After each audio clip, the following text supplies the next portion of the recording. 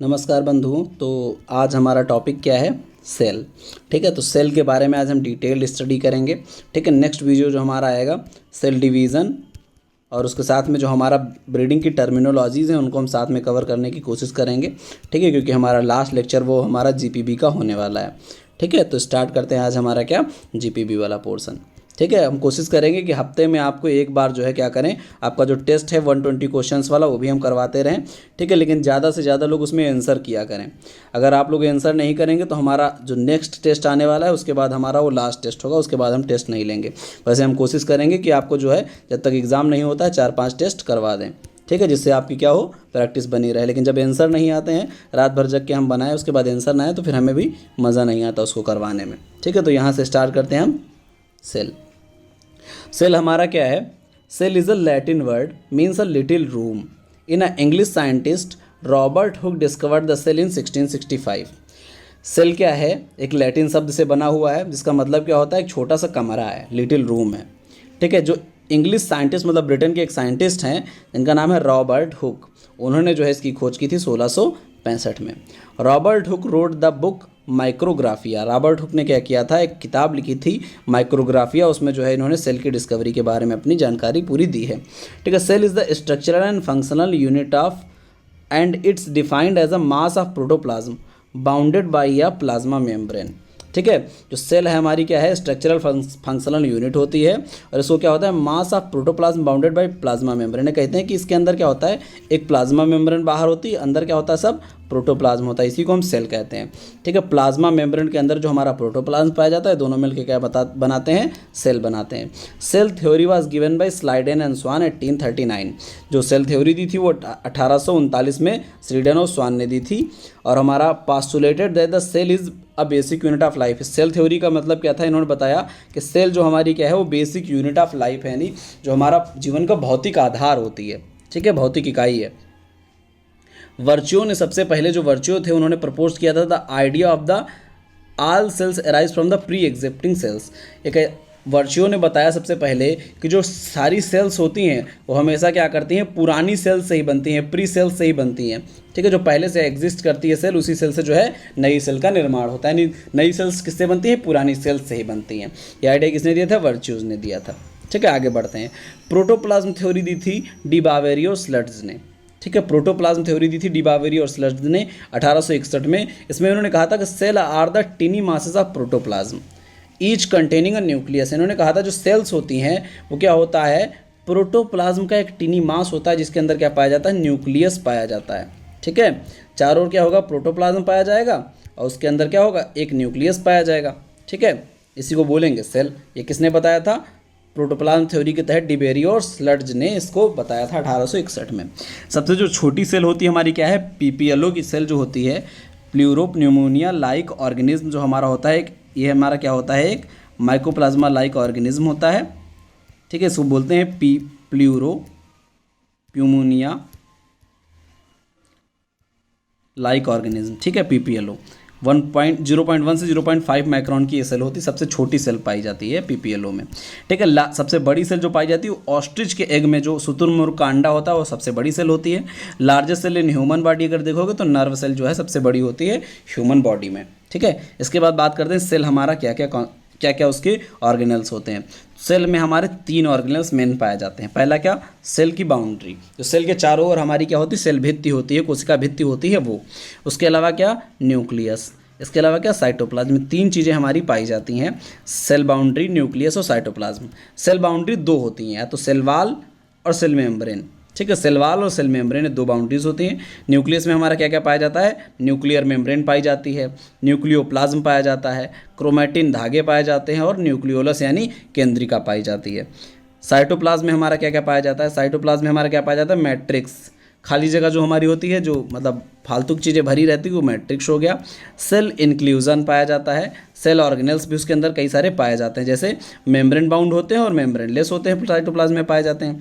Membrane bound जिनके चारों तरफ मेम्ब्रेन होती है, endoplasmic reticulum, Golgi complex, lysosome, plastids, mitochondria, peroxisome, इनके सबके चारों ओर क्या होती है, मेम्ब्रेन बनी होती है। राइबोसोम, सेंट्रियोल्स और सेंट्रोसोम्स और माइक्रोट्यूब्यूल्स, इनके सबके चारों ओर क्या होता है, मेम्ब्रेन लेस होते हैं, मेम्ब्रेन नहीं पाई जाती है। ठीक है, इन सबको अब डिटेल में हमको आज पढ़ना है। ठीक है, एक एक का डिटेल अध्ययन करते हैं, एक एक चीज़ को जो इसमें से इम्पॉर्टेंट है। The plant cell seen under the light microscope. Plant cell को जो हमने क्या किया, लाइट माइक्रोस्कोप में देखा। ठीक है, तब क्या हुआ, प्लांट सेल में हमको दो चीज़ें दिखाई दी। एक तो दिखाई दी सेल वाल हमको जो थी नॉन लिविंग, और दूसरा हमको दिखाई दिया प्रोटोप्लास्ट या साइटोसोम। ठीक है, सेल वाल और प्रोटोप्लास्ट दोनों चीज़ें दिखाई दी। सेल वाल हमारी नॉन लिविंग थी और प्रोटोप्लास्ट क्या था, लिविंग और नॉन लिविंग दोनों चीज़ें उसमें शामिल थी। प्रोटोप्लास्ट कैसा था, लिविंग और नॉन लिविंग दोनों था। अब सेल वाल तो नॉन लिविंग हो गई, प्रोटोप्लाज्म में लिविंग वाला मटेरियल जो था उसको कहते थे प्रोटोप्लाज्म, और जो नॉन लिविंग था उसको बोलते थे एर्गैस्टिक सबस्टेंसेस। ठीक है, जो अन्य सबस्टेंसेस थे। प्रोटोप्लाज्म में हमारा क्या होता था, न्यूक्लियस और साइटोप्लाज्म पाया जाता था। प्रोटोप्लाज्म दो तरीके का, इसमें क्या होगा, न्यूक्लियस प्लस साइटोप्लाज्म, यानी प्रोटोप्लाज्म बराबर क्या होगा, न्यूक्लियस प्लस साइटोप्लाज्म। ये हमारा क्या बना देगा मिलकर, प्रोटोप्लाज्म। ठीक है, ध्यान रखना, प्रोटोप्लाज्म में न्यूक्लियस और साइटोप्लाज्म दोनों आते हैं। ठीक है, तो साइटोप्लाज्म में हमारा क्या होगा, फिर माइटोकॉन्ड्रिया पाई जाती थी, प्लास्टिड पाए जाते थे, हाइलोप्लाज्म पाए जाते थे। हाइलोप्लाज्म हमारा बहुत इंपॉर्टेंट है। इसमें क्या होता है, जब रेस्पिरेशन यानी श्वसन की प्रक्रिया होती है तो उसमें जो ग्लाइकोलिसिस साइकिल होता है श्वसन की प्रक्रिया का, वो इसी में होता है। जब आपको फिजियोलॉजी अगर पढ़ाएंगे तो उसमें जो है इसको कवर कराएंगे। ठीक है, hyaloplasm under the electron microscope. अगर जब इसको हाइलोप्लाज्म को हम देखें तो क्या दिखाई दिया, प्लाज्मा मेम्ब्रेन इसके अंदर दिखाई देती है, एंडोप्लाज्मिक रेटिकुलम दिखाई देता है जो स्मूथ और रफ दो प्रकार का दिखाई देता है, डैक्टियोसोम्स दिखाई देते हैं, लाइसोसोम्स, स्फेरोसोम्स, टोनोप्लास्ट और प्लाज्मोडेस्मेटा, इतने सारे सबस्टेंस हमको दिखाई देते हैं हाइलोप्लाज्म में। ठीक है, अब बात करते हैं प्लाज्मा मेम्ब्रेन की। सबसे पहले हम क्या बात करनी है, हमको दो चीज़ें हमको दिखाई दी थी, सेल वाल और प्रोटोप्लास्ट। बात करने वाले किसकी, प्लाज्मा मेम्ब्रेन की। इसे हम बोलते हैं सेल मेम्ब्रेन या प्लाज्मा मेलेमा। ठीक है, तो प्लाज्मा मेम्ब्रेन जो हमारी होती है लिविंग सबस्टेंस है, लिविंग मेम्ब्रेन है, present in the inner side of cell wall, cell wall के अंदर पाई जाती है। देखो सेल वाल हमारी क्या आपको बताए हैं, वो डेड है। ठीक है, वो लिविंग नहीं है। ठीक है, अब सेल वाल के अंदर है, बाहर वाली त्वचा क्या हो गई, नॉन लिविंग सेल वाल, उसके अंदर हमारा क्या होगा, उसके अंदर हमारी एक और लेयर पाई जाएगी जिसे हम कहते हैं प्लाज्मा मेम्ब्रेन, जो हमारी लिविंग होती है। अब इसके बारे में दो मॉडल्स जो है प्रकाशित किए गए इसकी संरचना के बारे में। एक मॉडल था एकक कला मॉडल और दूसरा मॉडल था तरल मोज़ेक मॉडल। ठीक है, फ्लूइड मोज़ेक मॉडल और एकक कला मॉडल। एकक कला मॉडल को दिया था रॉबर्टसन ने। ठीक है, 1952 में। तरल मोज़ेक मॉडल दिया था सिंगर और निकोलसन ने। एकक कला मॉडल होता क्या था, एकक कला मॉडल होता था जैसे मान लो ये प्लाज्मा मेम्ब्रेन बनी किसकी होती है, लिपिड और प्रोटीन से मिलकर बनी होती है। ठीक है, लिपिड और प्रोटीन से मिलकर बनी होती है क्या, प्लाज्मा मेम्ब्रेन। तो इन्होंने बताया, एकक कला मॉडल में बताया गया कि भैया ये ऊपर क्या होता था, ऐसे जो है पूरी एक बाउंड होता था पूरा, इस बाउंड में क्या होता था, पूरा होती थी हमारी प्रोटीन, सॉरी लिपिड, ये हमारी होती थी लिपिड। नीचे फिर हमारा क्या होता था, ये फिर होती थी लिपिड, और बीच में हमारी इसके क्या पाई जाती थी, प्रोटीन पाई जाती थी। बीच में हमारी प्रोटीन पाई जाती थी। ऊपर लिपिड रहेगा, नीचे लिपिड रहेगा, बीच में प्रोटीन पाई जाएगी। ठीक है, तो इसी को ये कहते थे सैंडविच मॉडल, क्योंकि ये सैंडविच जैसा दिख रहा है, ऊपर भैया बर्गर रख देते, नीचे बर्गर रख देते, बीच में आलू टिक्की रख देते, वही सैंडविच हो जाता हमारे लिए।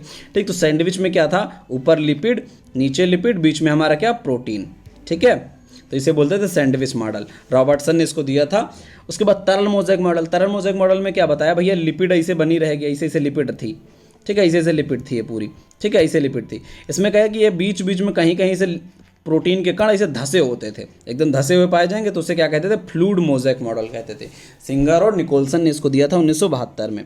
प्लाज्मा मेम्ब्रेन जो है वायरसेस में नहीं पाई जाती है। Plasma membrane is selectively permeable. क्या होती है, सेलेक्टिवली परमिएबल, मतलब क्या हुआ, चुनिंदा चीज़ों को ही क्या करेगी, अपने आर पार जाने देगी। सेलेक्टिव है मतलब क्या है, चूजी है, चूज करेगी। और परमिएबल मतलब क्या, पारगम्य, अंदर आर पार जाने दे। तो सेलेक्टिवली परमिएबल है, सबको आर पार नहीं जाने देती है। It protected the internal structure and give the shape and rigidity to cell. अब भैया तुम्हारी खाल जो है वो तुम्हारे लिए जो जो करती है वही सारा काम जो है ये करती है। इसके लिए सेल, प्लांट के लिए, एनिमल के लिए। प्लाज्मा मेम्ब्रेन क्या करती है भैया, शेप देती है। ठीक है, क्या करती है, रिजिडिटी देती है, कठोरता बनाए रखती है, रिजिड बनाए रखती है। इंटरनल स्ट्रक्चर को क्या रखती है, प्रोटेक्ट करके रखती है। सारे काम क्या हैं, इसके हैं प्लाज्मा मेम्ब्रेन के। ठीक है, नेक्स्ट टॉपिक पे अब आगे बढ़ते हैं, सेल वाल की बात करते हैं। आपको बताया था सेल वाल क्या होती है, नॉन लिविंग होती है। ठीक है। थिक एनवेलप होती है, एब्सेंट होती है एनिमल में, सिर्फ कहाँ पाई जाती है, प्लांट सेल में पाई जाती है। आप लोग देखे होंगे जो प्लांट की जो बाहर वाली जो हमारी क्या होती है, बक्कल जैसा आपको दिखता है एकदम ठोस ठोस, वो हमारा क्या होती है, वही हमारी क्या होती है, सेल वाल होती है। Plant cell have an additional protective wall, जिसे हम बोलते हैं सेल वाल, जो प्लाज्मा मेम्ब्रेन के बाहर पाई जाती है। पहले आपको बताया था सेल वाल, उसके अंदर क्या प्लाज्मा मेम्ब्रेन, इसे पाया जाता है। प्लांट सेल जो होते हैं इनको 4 भागों में बांटा गया है। किस आधार पे, सेल वाल के आधार पे। सेल वाल के आधार पे 4 भागों में बांटा गया है, ठीक है। 3 भागों में, सॉरी, पैरेनकाइमा, कोलेनकाइमा, स्क्लेरेनकाइमा, ठीक है, 3 भागों में बांटा गया है प्लांट सेल को। पैरेनकाइमा में क्या होता है, जो सेल वाल हमारी होती है उसकी जो प्राइमरी सेल वाल है वो तो प्रेजेंट होती है, लेकिन जो सेकेंडरी सेल वाल है वो अब्सेंट होती है। देखो पैरेनकाइमा में क्या, प्राइमरी पाई जा रही, P for parenchyma, P for primary present, ठीक है, पी फॉर प्राइमरी प्रेजेंट। और सेकेंडरी जो है हमारी या तो अब्सेंट होगी या तो पाई जाएगी तो बहुत पतली सी पाई जाएगी, ठीक है। बात समझो, पैरेनकाइमा में प्राइमरी प्रेजेंट होगी सिर्फ, और सेकेंडरी क्या होगी, अब्सेंट होगी या तो बहुत पतली पाई जाएगी। कोलेनकाइमा में क्या होता है, दोनों प्रेजेंट होंगी। कोलेनकाइमा मतलब दो, बोथ के लिए कोलेनकाइमा। और स्क्लेरेनकाइमा, स्क्लेरेन मतलब एस से आगे, एस मतलब क्या, सेकेंडरी तो हमारी होगी बढ़िया एकदम मोटी, ठीक है, लेकिन प्राइमरी जो है प्रेजेंट तो होगी लेकिन पतली होगी, ठीक है। सेकेंडरी होगी क्या, एकदम मोटी सी बढ़िया तंदुरुस्त वाली। तो एस फॉर स्क्लेरेनकाइमा तो एस फॉर सेकेंडरी इसमें प्रेजेंट होगी। पी फॉर पैरेनकाइमा तो पी फॉर जो प्राइमरी इसमें प्रेजेंट होगी, ठीक है। बात समझ में आ गई, कोलेनकाइमा हमारा बच गया, उसमें दोनों पाई जाएंगी, प्राइमरी और सेकेंडरी, ठीक है। बात समझ में आ गई तीनों की। आगे बढ़ते हैं। प्रोटोप्लाज्म, प्रोटोप्लाज्म जो है टर्म सबसे पहले पुरकिंजे ने दिया था। पुरकिंजे जो थे, एच ई पुरकिंजे, इन्होंने क्या किया था भैया, प्रोटोप्लाज्म की खोज की थी। प्रोटोप्लाज्म के बारे में टर्म दिया था और खोज की थी।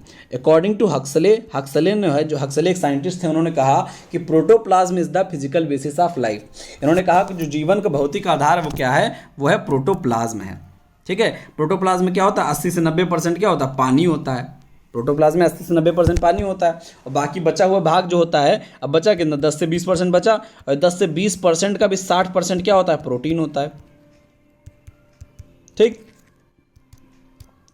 चलो आगे बढ़ते हैं, न्यूक्लियस की बात करते हैं। न्यूक्लियस की खोज की थी रॉबर्ट ब्राउन ने 1833 में। न्यूक्लियस की खोज की थी रॉबर्ट ब्राउन ने 1833 में। न्यूक्लियस में क्या होता है भैया, एक भैया डबल मेम्ब्रेन पाई जाती है, ठीक है। न्यूक्लियर मेम्ब्रेन जिसे हम लोग कहते हैं, जो किसकी बनी होती है, लिपोप्रोटीन की बनी होती है। ट्रू न्यूक्लियस जो है बैक्टीरिया और बीजीए में एब्सेंट होता है।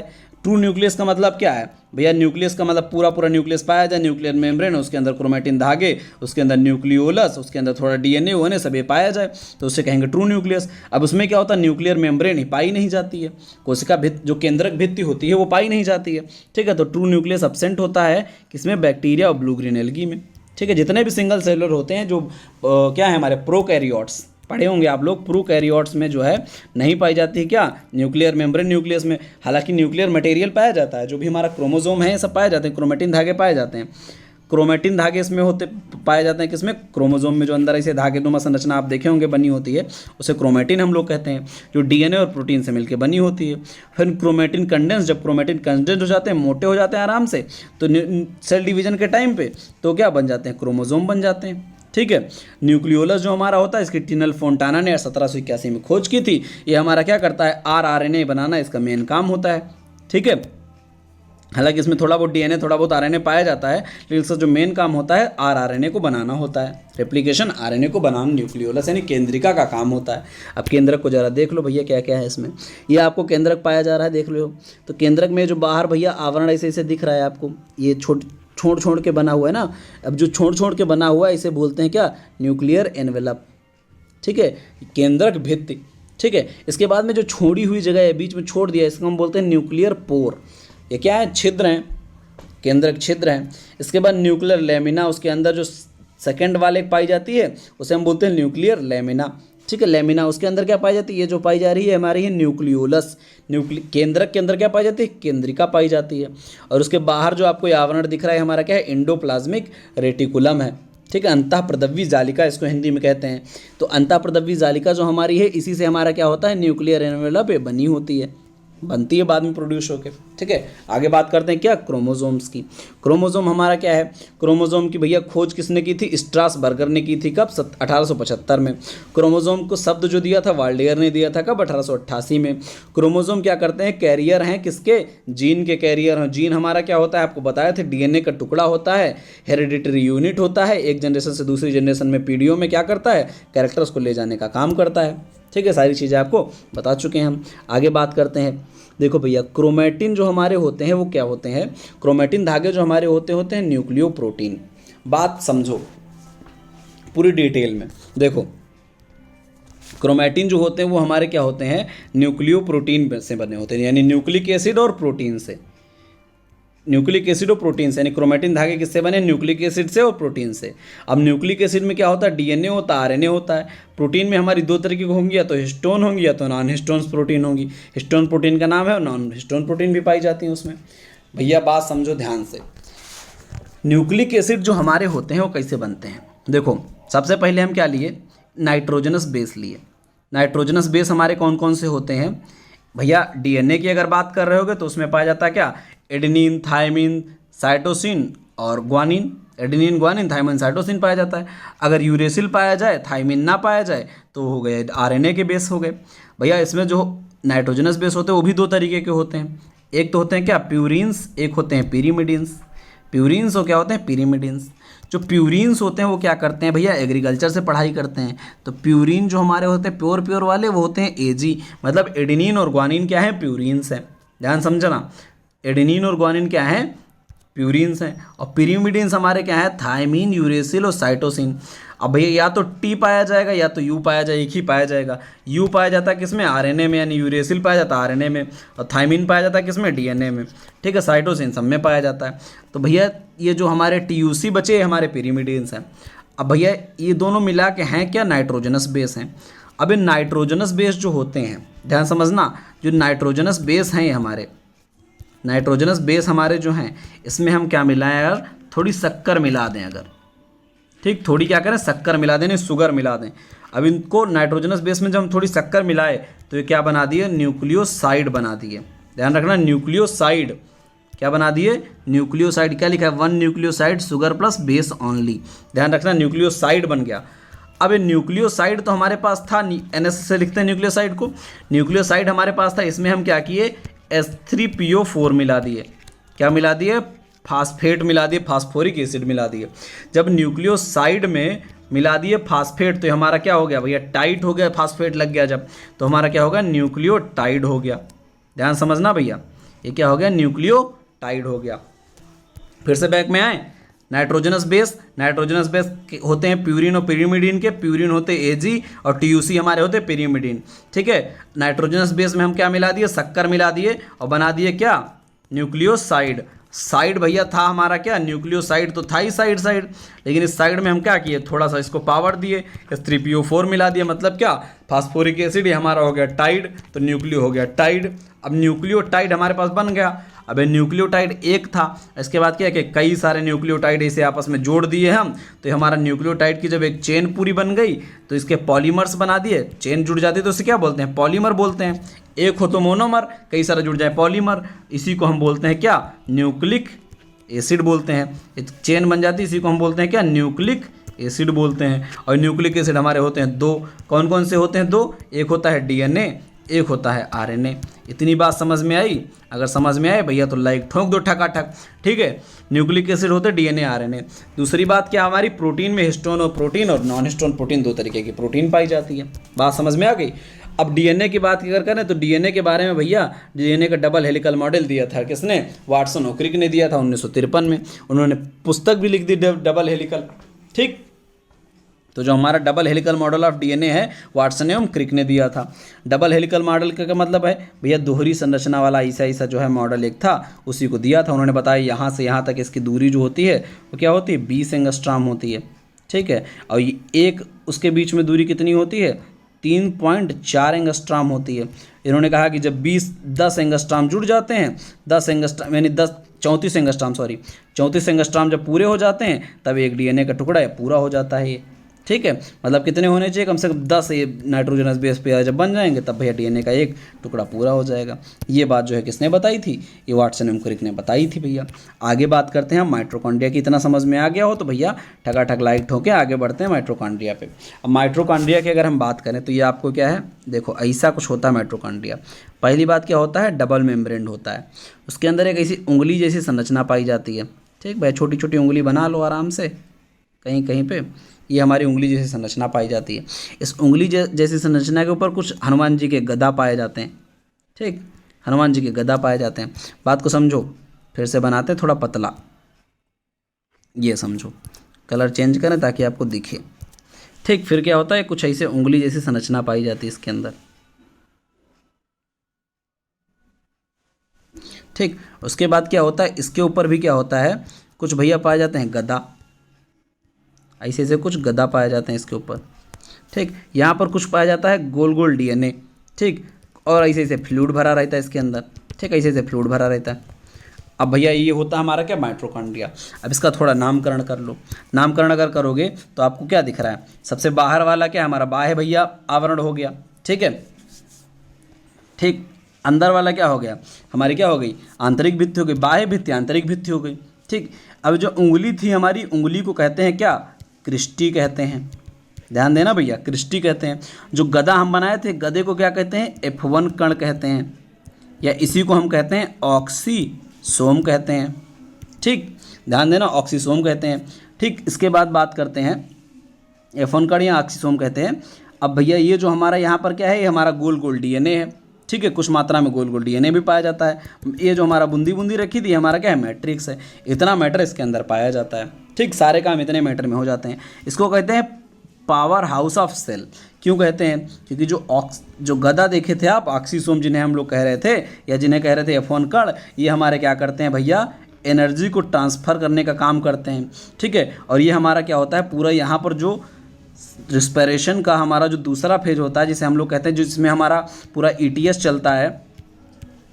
ठीक, एनर्जी ट्रांसफ़र सिस्टम वाला। और दूसरा हमारा क्या होता है, जो क्रेब्स साइकिल होता है, सब पूरा किसमें चलता है, माइटोकॉन्ड्रिया में ही चलता है। तो सारी एनर्जी बन के इकट्ठा कहाँ हो जाती है, माइटोकॉन्ड्रिया में ही इकट्ठा हो जाती है। यहीं से पूरे सेल में जो है जाती है, जिसको जिसको एनर्जी की ज़रूरत होती है वहाँ। ठीक, तो इसीलिए हम इसको क्या कहते हैं, पावर हाउस ऑफ सेल कहते हैं। एनर्जी जनरेट इन ATP, किस फॉर्म में जनरेट होती है, ATP में। ATP को क्या कहते हैं, एडिनोसिन ट्राइफॉस्फेट, मतलब ऊर्जा के सिक्के कहा जाता है, एनर्जी करेंसी कहा जाता है। First time observe by Kolliker ने इसको सबसे पहले देखा 1853 में भैया, सबसे पहले कोलिकर ने देखा। अल्टमान ने इसको देखा, इसका नाम रख दिया भैया बायोप्लास्ट। इसको कहने लगे बायोप्लास्ट। कुछ दिन तक इसको बायोप्लास्ट कहे, लेकिन फिर बेंडा आ गए। एक बेंडा का ऐसे कैसे इसको बायोप्लास्ट, हमको नाम अच्छा नहीं लग रहा, इन्होंने नाम बदल दिया योगी जी के तरीके से, कर दिया माइटोकॉन्ड्रिया। ठीक, माइटोकॉन्ड्रिया नाम कर दिया सी बेंडा ने 1898 में। भैया साइट ऑफ ग्लाइकोलिसिस कहाँ होती है, हाइलोप्लाज्म में, आपको बता चुके हैं, नॉट साइटोप्लाज्म, हाइलोप्लाज्म में होती है। और हमारा माइटोकॉन्ड्रिया में क्या होता है, क्रेब्स साइकिल होता है। ठीक है, क्रेब्स साइकिल होता है। रेस्पिरेशन में 2 साइकिल होते हैं। देखो, रेस्पिरेशन या श्वसन जो होता है उसके 2 साइकिल होते हैं, एक होता है ग्लाइकोलिसिस, एक होता है क्रेब्स साइकिल। ठीक, क्रेब्स साइकिल कहाँ होता है, माइटोकॉन्ड्रिया में। ग्लाइकोलिसिस कहाँ होता है, साइटोप्लाज्म में, यानी हाइलोप्लाज्म में होता है। साइटोप्लाज्म में ना होकर हाइलोप्लाज्म में होता है। ठीक, अच्छा, इसके बाद बात करते हैं प्लास्टिड्स। इसको हिंदी में कहते हैं क्या, लवक। लवक आप लोग सब सुने होंगे, हरित लवक तो सुने ही होंगे। ठीक है, तो प्लास्टिड जो हमारे होते हैं, इसकी खोज की थी सिम्पर ने 1885 में। ठीक है, प्लास्टिड ये क्या होते हैं, एक्चुअली ये देते हैं कलर। जितने भी प्लांट में रंग दुनिया में दिख रहे हैं तुमको, प्लांट्स वगैरह में, वो सब किसके कारण है, प्लास्टिड के कारण है। ठीक, तो ये 3 प्रकार के होते हैं। कौन कौन से होते हैं, एक तो होता है भैया क्या हमारा ल्यूकोप्लास्ट होता है, एक होता है हमारा ल्यूकोप्लास्ट, एक हमारा क्या होता है क्रोमोप्लास्ट, एक हमारा क्या होता है क्लोरोप्लास्ट। ठीक, ल्यूकोप्लास्ट जो हमारा आता है सफ़ेद रंग के लिए जिम्मेदार होता है, और क्रोमोप्लास्ट हमारा बाकी बहुत सारे रंगों के लिए जिम्मेदार होता है। लाल पीले फूल किसके कारण दिखते हैं, क्रोमोप्लास्ट के कारण। और क्लोरोप्लास्ट हमारा हरे रंग के लिए जिम्मेदार होता है, जितनी पत्तियाँ वत्तियाँ दिखती हैं हरी हमको, क्लोरोप्लास्ट के कारण दिखती हैं।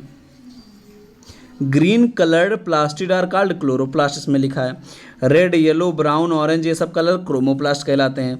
और कलरलेस ल्यूकोप्लास्ट यानी व्हाइट कलर का जो पाया जाता है वो क्या होता है, ल्यूकोप्लास्ट होता है। ल्यूकोप्लास्ट क्या करता है, फूड स्टोरेज का काम करता है। जैसे आलू में आप देखते हो सफ़ेद सफ़ेद दिखता है पूरा, शकरकंद में आप देखते हो क्या सफ़ेद सफ़ेद दिखता है पूरा, तो हमारा जो अंदर वाला सफ़ेद सफ़ेद भाग है वो हमारा किसके कारण कलर उसका होता है, ल्यूकोप्लास्ट के कारण होता है, क्योंकि कलरलेस वो होता है। ठीक, ल्यूकोप्लास्ट हमारा क्या होता है, स्टोरेज ऑफ स्टार्च करता है, ऑयल करता है, प्रोटीन करता है। तो ल्यूकोप्लास्ट के भी सब पार्ट दिए हैं, जैसे एमाइलोप्लास्ट इसने कर दिया, तो एमाइलोप्लास्ट क्या करेगा, एमाइलेज एंजाइम से स्टार्च का पाचन होता है तो स्टार्च को ये करेगा। एलियोप्लास्ट या एलियोप्लास्ट में क्या होगा, ऑयल होगा। एल्यूरोप्लास्ट या प्रोटीनोप्लास्ट में क्या होगा, प्रोटीन का क्या होगा, स्टोरेज होगा। तो ये सारी चीज़ें आप ध्यान रखना है, एमाइलोप्लास्ट स्टार्च, एलियोप्लास्ट में ऑयल, प्रोटीनोप्लास्ट में प्रोटीन हमारी स्टोर होती है। ठीक है, इसके बाद बात करते हैं क्लोरोप्लास्ट की। क्लोरोप्लास्ट हमारा क्या होता है भैया, क्लोरोप्लास्ट में पाई जाती है क्या, एक पिगमेंट पाया जाता है जिसे हम लोग कहते हैं क्लोरोफिल, जिसके कारण पौधों का रंग हरा होता है। क्लोरोफिल भैया, क्लोरोफिल ए बी दो तरीके की होती है, इसमें कैरोटीन, जेंथोफिल, ये सारी चीज़ें पाई जाती हैं। क्लोरोफिल ए जो हमारा होता है भैया, फार्मूला देख लो, C55H72 O5N4Mg, वही सब में है। ये देखो इतना सेम रहेगा, C55 सेम रहेगा सब में, C55 सब में सेम रहना है। ठीक है, N4Mg सब में सेम रहना है। बस भैया H2O एक घटाना एक बढ़ाना है। इधर हमारा H72 O5 रख दो अगर, तो हमारा क्या है, A है।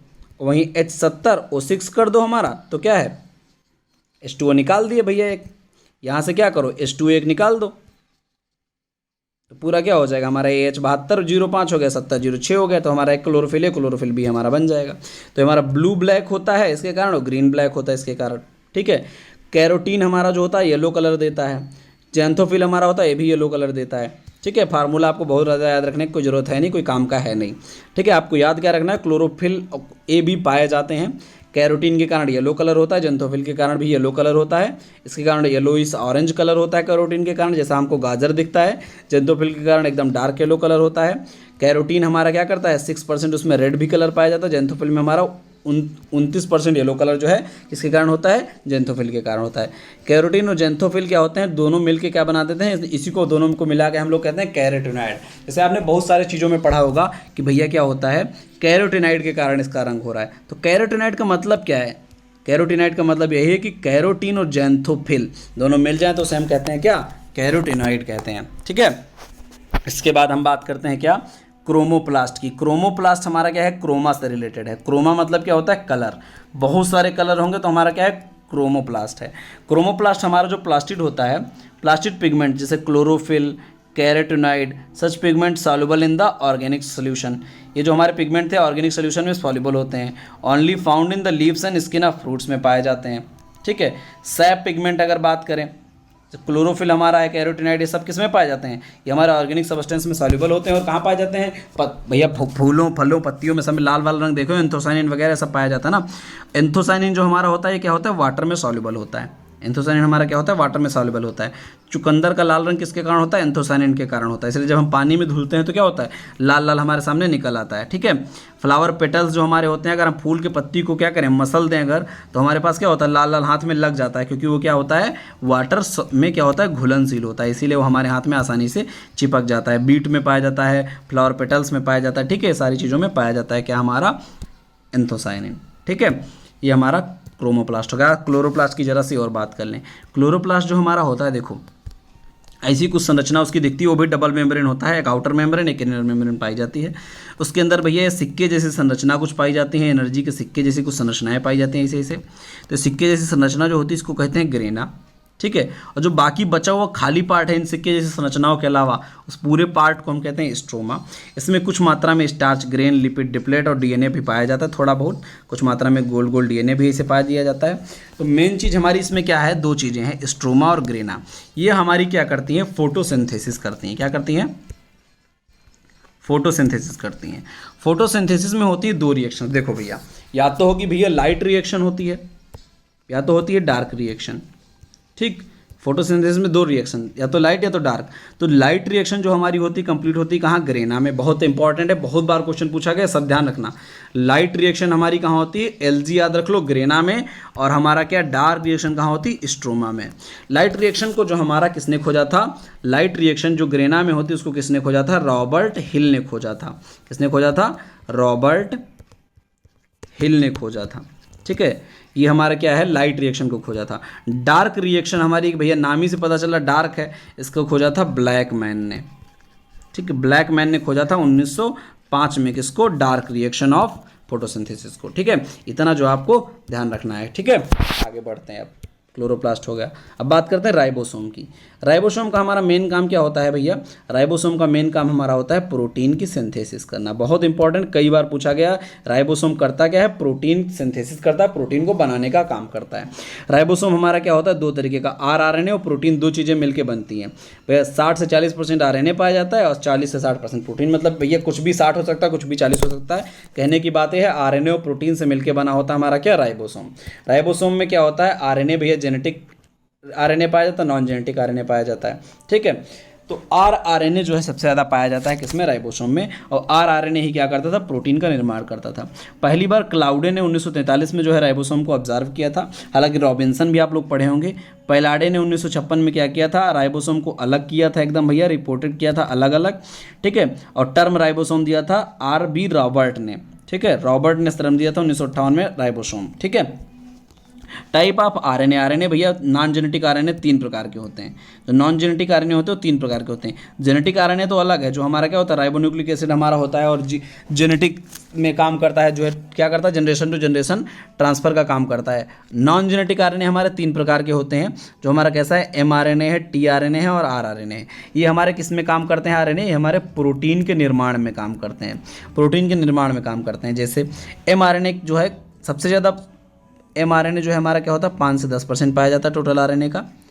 टीआरएनए हमारा क्या होता है, ट्रांसफर आरएनए, ये हमारा 10 से 15% पाया जाता है। और आरआरएनए लगभग 80% पाया जाता है, क्योंकि आरआरएनए ही क्या करता है हमारा, यही हमारा करता है प्रोटीन सिंथेसिस। ठीक है, आगे बात करते हैं कैसे करता है। ठीक है, सेंट्रल डोग्मा आप लोग को पढ़ा चुके हैं, एक बार फिर से चाहें तो आपको रिपीट कर देते हैं। जो डीएनए हमारा होता है वो क्या करता है, कोई मैसेज या इन्फॉर्मेशन किसको देता है, आरएनए को देता है। किस आरएनए को देता है, एमआरएनए को।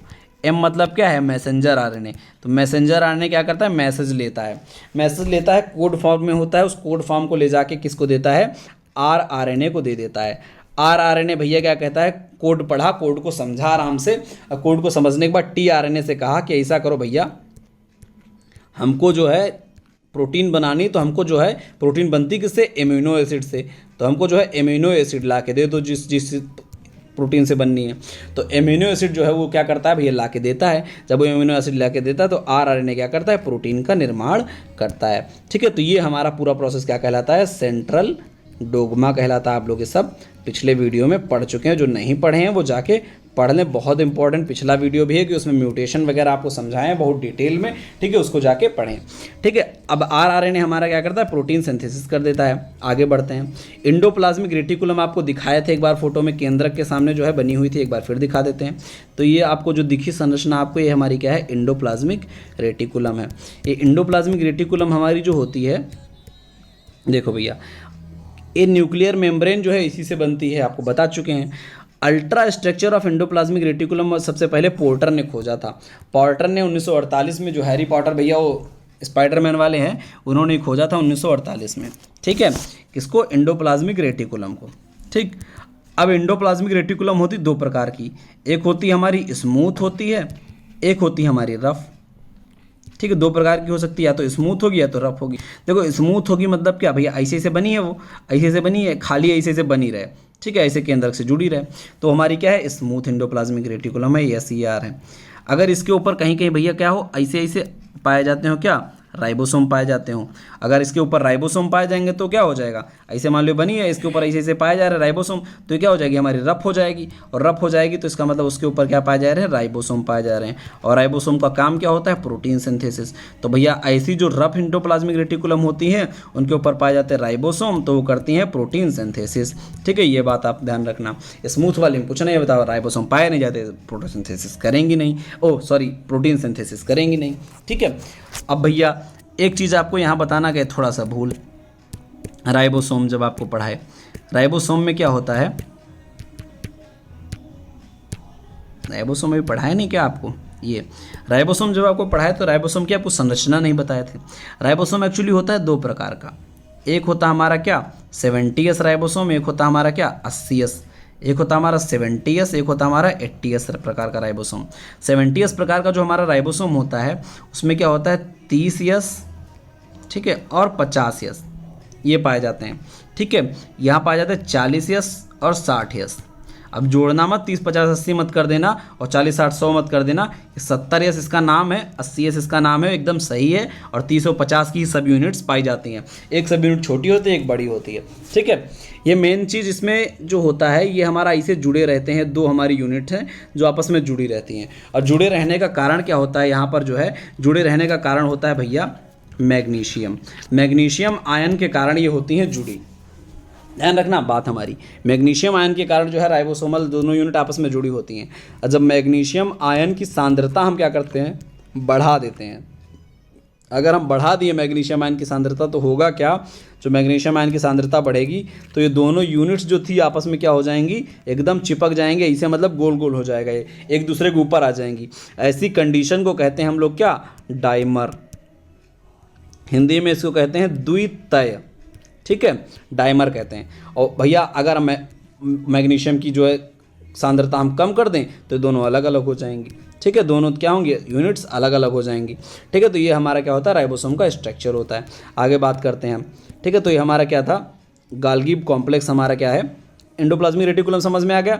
स्मूथ होती है और रफ होती है। रफ में हमारा क्या होता है, ऊपर राइबोसोम पाए जाते हैं। राइबोसोम पाए जाएंगे तो क्या करेंगे, प्रोटीन की सिंथेसिस करेंगे। इतनी चीज़ आपको जाननी है। पोर्टर ने खोज की थी एंडोप्लाज्मिक रेटिकुलम की, यही क्वेश्चन जब पूछा जाता है तो पूछा जाता है। गाल्गी कॉम्प्लेक्स की अगर बात करें तो भैया कैमिलो गाल्जी ने इसकी खोज की थी 1898 में और अपने नाम पर इसका नाम रख दिया था, गाल्गी का है। और उसके बाद क्या होता है, डैक्टियोसोम भी इसको कहा जाता है। प्लांट्स में इसको डैक्टियोसोम कहा जाता है।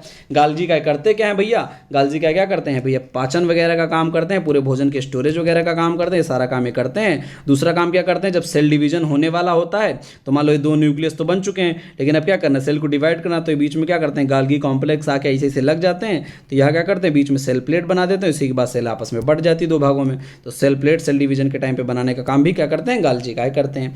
इसके बाद बात आती है लाइसोसोम की। लाइसोसोम की खोज की थी डी डुवे ने।